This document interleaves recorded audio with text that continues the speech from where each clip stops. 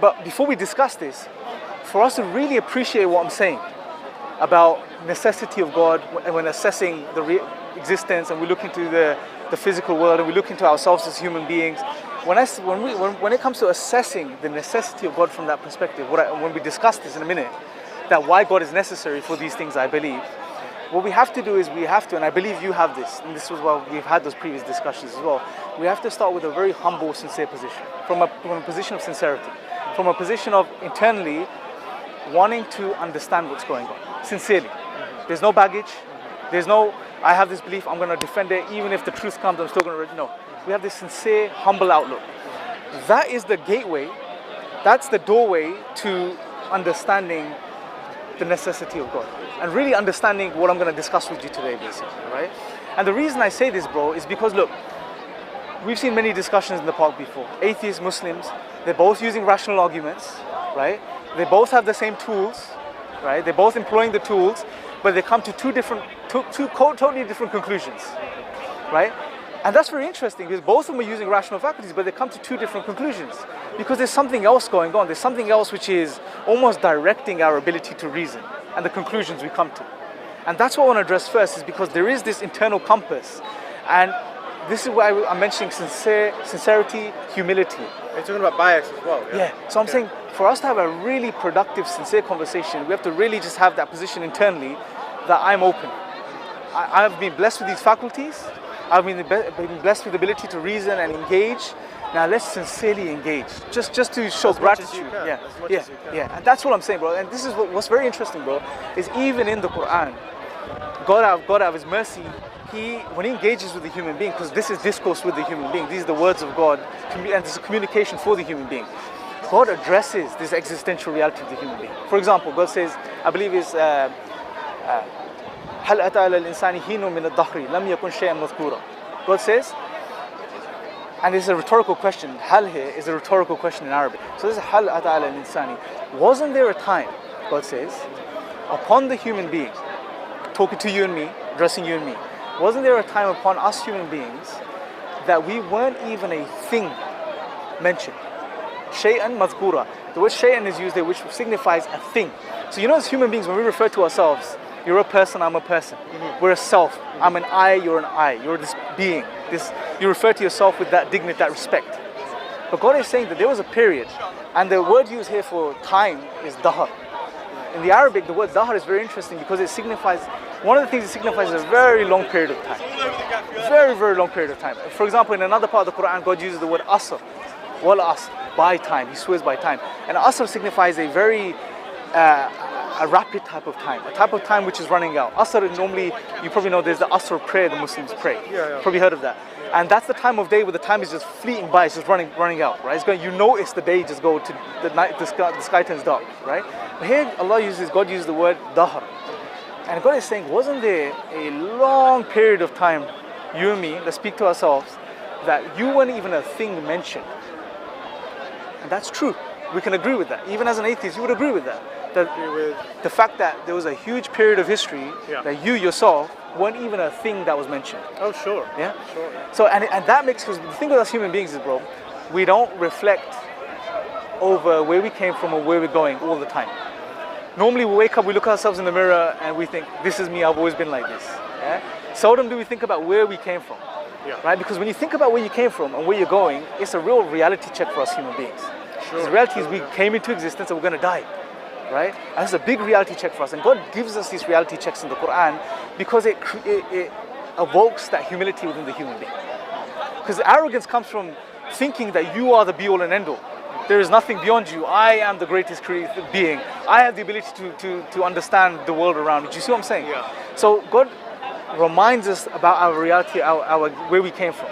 So when God says this, it really brings this humility out. If you're really sincere and you think about this point that I've made, that there was a long period of time, bro, where you didn't even exist. You were not even a thing. Not forget person, you weren't even a thing. The modern human is only about 200,000 years old. Yeah. No, but think about you as a person. Yeah. Just the individual. But as an individual, of course, yeah. I'm just a speck. Yeah. And you know what? A majority of the time this existence has been around, you didn't exist. Yeah. And there will be a long period of time once you die, you'll be longer under the ground than you are above the ground. Do you understand that point, bro? That brings humility. And then in another part of the Quran, God says, خَلَقَ الْإِنسَانَ مِن نُطْفَةٍ فَإِذَا هُوَ خَصِيمٌ مُبِينٌ. And this is very interesting as well. He says, He created man from a drop of fluid, a mingled drop of fluid, right? The sperm and the egg and so on and so forth, right? I don't know the science behind it completely. But the point here is not to understand the science, is to appreciate where we came from. We came from this dirty fluid. And then God says, almost instantly, this creation stands in front of God as a contender, as a challenger. You know, give me proof for your existence. I don't believe you exist. Because it's a very arrogant position when you really think about where you came from and where you're going. Do you understand that point? Well, if you put it in that context, then it can very much seem arrogant. And I see that with a lot of atheists. They have this like, well, I have this demand that needs to be met. I put this demand upon like the religious people or God, that they need to explain everything, and then I can believe, kind of thing. But I wouldn't characterize my position as arrogance, because I'm not saying you're sorry. I was just trying to, and it's for the wider audience as well to appreciate that when we engage with atheists generally, the new atheists, the aggressive ones, we just get into the discussion of proofs, and it goes nowhere. They leave the same atheist a bit more angry.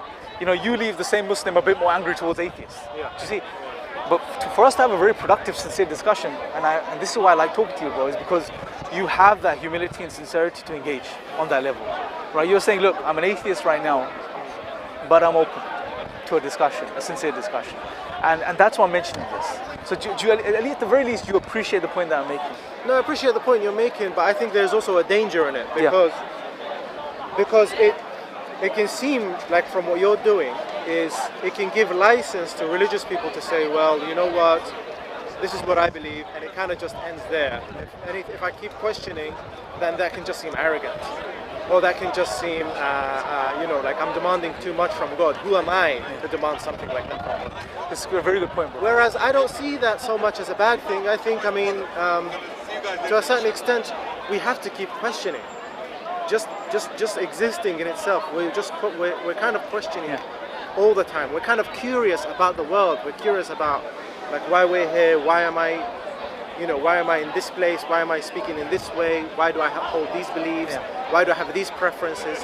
That as human beings, we are always already curious about the world that is around us. And we should be. And we should. It's a part of our nature to be curious. And what I tend to find with the religious people, and you find it with atheists as well, but you tend to find with the religious people sometimes is that there is like this, there's an aversion to wanting to question.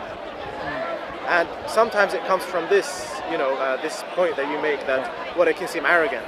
And from another perspective, it can just seem like, well, why do I have to question, you know, my existence? I've got the Quran, I've got the Hadith, and that's more than enough, right? And I see that just as a bit of a cop-out. Can I give you the? It can just seem like, well, why do I have to question, you know, my existence? I've got the Quran, I've got the Hadith, and that's more than enough, right? And I see that just as a bit of a cop-out. Can I give you the balance? Yeah.